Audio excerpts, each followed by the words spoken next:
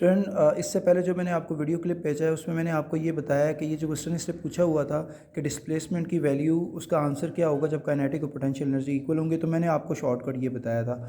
अब हम जो है इसके प्रूफ की तरफ चलते हैं कि हम इसका प्रूफ कैसे कर सकते हैं। तो यहीं पे वही पिक्चर जो पिछले क्लिप में मैंने यूज़ की उसी को मैं यूज़ करते हुए आपके सामने मैंने आपको बताया ये आंसर आएगा। अब हम इसको देखते हैं कि ये आंसर कैसे आएगा। सो इसको हम ड्राइव कर लेते हैं। सबसे पहली बात आपने ये याद रखना है कि हम जब एसएचएम कर रहे होते हैं तो इन एसएचएम में, वैसे एसएचएम की डेफिनेशन जो होती है वो भी मैं लिख देता हूँ, लेकिन इन एसएचएम में जो ओवरऑल रिजल्ट होता है वो होता है 1/2 के ए स्केयर। यहाँ पे इस चीज़ को पॉइंट टू भी नोटेड कीजिएगा। के स्प्रिंग कांस्टेंट है जबकि ए एम्पलीट्यूड है। ए यहाँ पे आपको नज़र आ रहा है, मैंने पहले आपको बता दिया था पिछले क्लिप में कि मैक्सिमम वैल्यू ऑफ डिस्प्लेसमेंट को एम्पलीट्यूड कहते हैं। स्केयर कैसे हुआ है? स्केयर इसलिए हुआ है क्योंकि हमारे पास आपकी दो एक्सट्रीम पोजीशंस हैं, तो वो एक नेगेटिव पॉजिटिव, लेकिन ओवरऑल उसका रिजल्ट जब हम दोनों का लेंगे सो वो हमारे पास स्केयर की फॉर्म में एग्जिस्ट करेगा। और एसएचएम की जो रिक्वायर्ड आंसर होता है वो 1/2 के ए स्केयर होता है। एसएचएम की जो डेफिनेशन होती है जो हम प्रूव करते हैं हुक्स लॉ से, वो ए डायरेक्टली प्रोपोर्शनल नेगेटिव एक्स होता है, ये भी आपने याद रखनी है। लेकिन इन एसएचएम में ओवरऑल रिजल्ट ये आता है। अब हम अपने क्वेश्चन की तरफ चलते हैं जो कि ये था कि काइनेटिक और पोटेंशियल एनर्जी जब आपस में इक्वल होंगे तो डिस्प्लेसमेंट की वैल्यू ये आएगी। अब हम उसको प्रूव करते हैं कि वो वैल्यू कैसे आएगी और उस वैल्यू को जो है ना हम कैसे प्रूव करेंगे और सीखेंगे कैसे।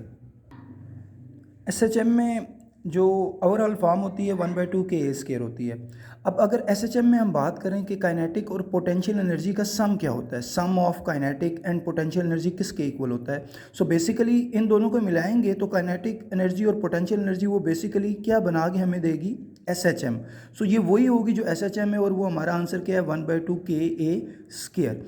लेकिन अगर आप बात करेंगे सिर्फ पोटेंशियल एनर्जी की, अगर उसमें हम बात कर लेते हैं सिर्फ पोटेंशियल एनर्जी की या काइनेटिक एनर्जी की, सो एक किसी को ले लेते हैं। अगर सिर्फ पोटेंशियल एनर्जी की बात करेंगे सो डेफिनेटली पोटेंशियल एनर्जी जो होगी वो 1/2 आपका पोटेंशियल एनर्जी की जो वैल्यू होगी 1/2 के एक्स स्केयर होगी। के एक्स ए क्यों आ गया इसकी जगह, क्योंकि हमने एक तरफ जो है ना उसको प्रेफर किया है।